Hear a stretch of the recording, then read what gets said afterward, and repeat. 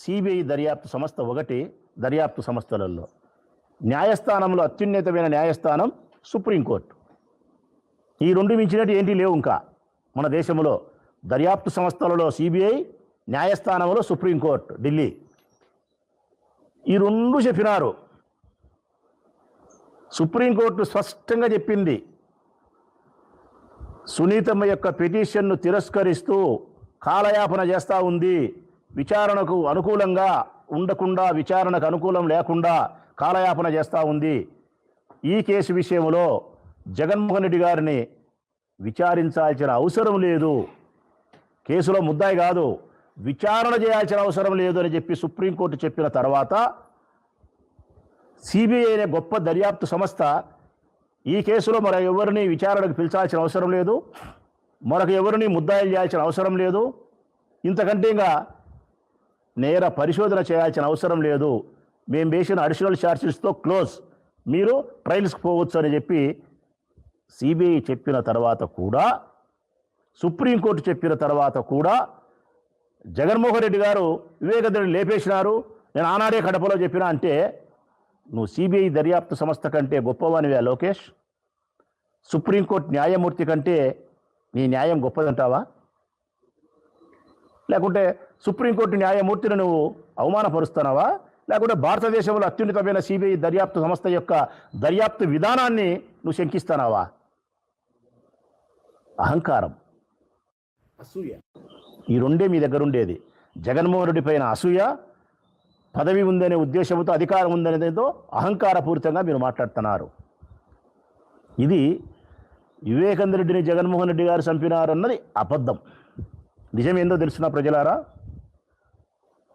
పిల్లనిచ్చిన మామను, స్వర్గీయ ఎన్టీఆర్ గారిని ఒకే ఒక పోటుతోనే, మళ్ళీ రెండో పోటు కూడా లేదు, వెన్నుపోటు అని ఒకే ఒక పోటుతోనే మామను హత్య చేసి తెలుగుదేశం పార్టీ అనే పార్టీని లాక్కొని దుర్మార్గంగా, దౌర్జన్యంగా అందలమెక్కి అధికారాన్ని అనుభవిస్తూ ఉండే వ్యక్తులు మీ తండ్రి కొడుకులు. ఇది రాష్ట్ర వ్యాప్తంగా ప్రజలందరికీ తెలిసినటువంటి నగ్న సత్యం.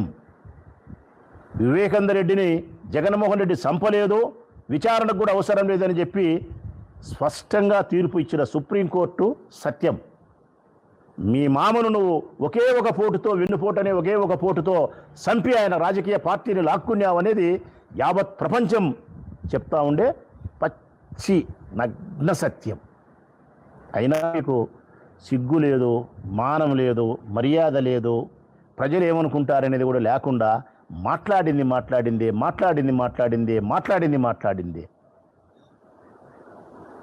రెండవది, జగన్ క్యాన్సర్ గడ్డనా?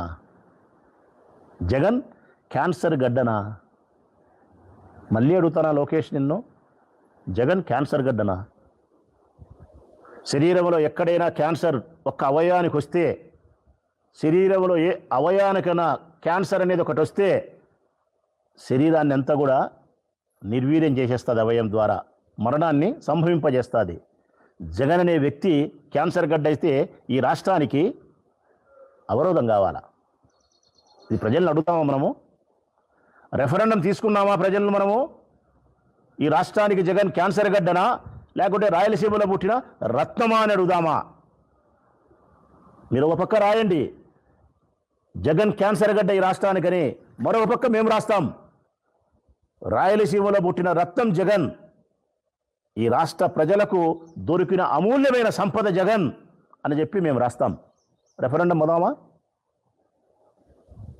మేము గన ఓడిపోతే జీవితాంతం వైఎస్ఆర్ కాంగ్రెస్ పార్టీ ఈ రాష్ట్రంలో ఉండదు. రెఫరెండం తీసుకున్నామా? అర్థంలే పర్థంలే మాటలు మాట్లాడితే. జగన్ అనే వ్యక్తి ఈ రాష్ట్ర ప్రజలకు, భావితరాల భవిష్యత్తుకు బంగారు బాట వేసే గొప్ప నాయకుడు. ఇది భవిష్యత్ కాలంలో చరిత్ర చెప్తాది జగన్ ఎంత గొప్ప నాయకుడు అనేది. ఒక్కసారి అవకాశం ఇస్తేనే చెప్పింది. 19, 24, 5 సంవత్సరాల కాలంలోనే ప్రజలు చెప్తా ఉన్నారు. ఇంకా చాలా కాలం ఉంది, ఆ కాలమే తీర్పిస్తుంది. నేను స్పష్టంగా చెప్తా ఉన్నా, రాయలసీమలో పుట్టిన రత్నమే జగన్. ఈ ఆంధ్రప్రదేశ్ రాష్ట్రానికి అమూల్యమైన సంపద జగన్. క్యాన్సర్ గడ్డ ఎవరంటే గన ఈ ఆంధ్రప్రదేశ్ రాష్ట్రానికి క్యాన్సర్ గడ్డ లాంటి వాడు మీ నాయన. నీవు తెలుగుదేశం పార్టీకి క్యాన్సర్ గడ్డ లాంటి వాడివి. నీ వలన తెలుగుదేశం పార్టీ అచిరకాలంలోనే పతనమవుతుంది లోకేష్. ఇది నేను స్పష్టంగా చెప్తా ఉన్నా.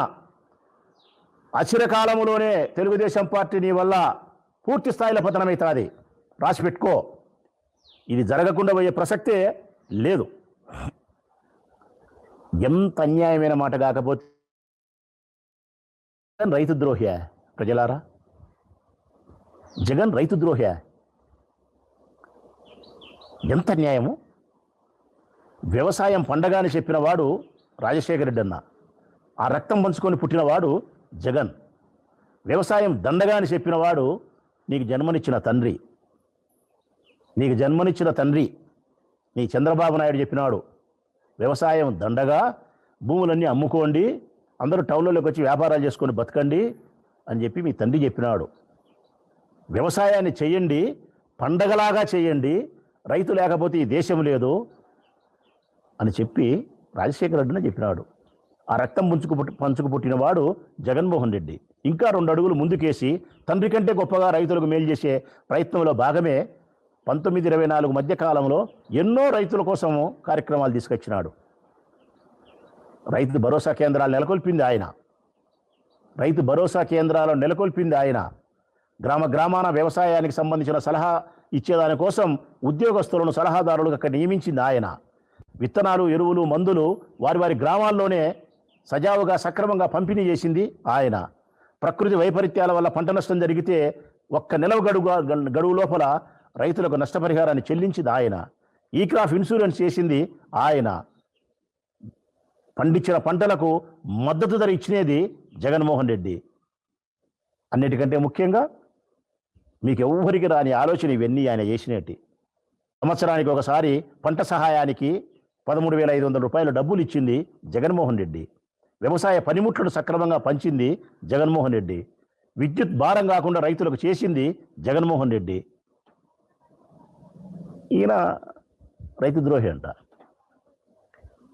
రాయలసీమకు నీళ్ళు ఇవ్వకుండా, వ్యవసాయానికి సాగునీరు ఇవ్వకుండా అన్యాయం చేసినటువంటి రైతు ద్రోహి చంద్రబాబు నాయుడు.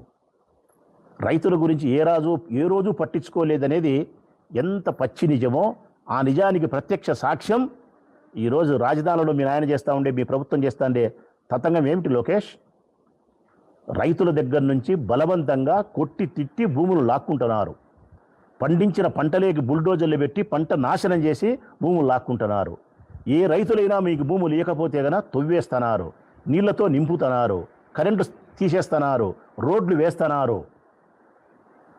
మొన్న ఒక రైతు భార్య, ఓ ఇల్లాలు కంట నీరు పెడుతూ మాట్లాడిన మాటలు మనందరం చూసినాం ప్రజలారా. ఈ ప్రభుత్వానికి మేము ఓటేసినాం, తెలుగుదేశం ప్రభుత్వానికి మేలు చేస్తారని చెప్పి ఇంత బలవంతంగా మా భూములు లాక్కుంటారా? మా బిడ్డలకు ఇచ్చిన భూములను, మా అల్లుళ్ళకి ఇచ్చిన భూములను, బతకలేక తీసుకునే మా భూములను, 3 పంటలు పండే మా భూములను, గతంలో తీసుకునే భూములకి దిక్కు లేదు, మళ్ళా ఈ భూములకు ఎందుకు ఇస్తామని చెప్పి ఒక ఇల్లాలు, ఓ రైతు భార్య ఇల్లాలు కన్నీరు పెట్టి విలపిస్తా అంటే ఆ కళ్ళ నీళ్లు మీ ప్రభుత్వాన్ని సమూలంగా నాశనం చేయదనుకుంటున్నావా లోకేష్ నువ్వు? మరిన్ని అప్డేట్స్ కోసం ఛానల్ ను సబ్స్క్రైబ్ చేయండి. నోటిఫికేషన్స్ కోసం బెల్ ఐకాన్ పై క్లిక్ చేయండి.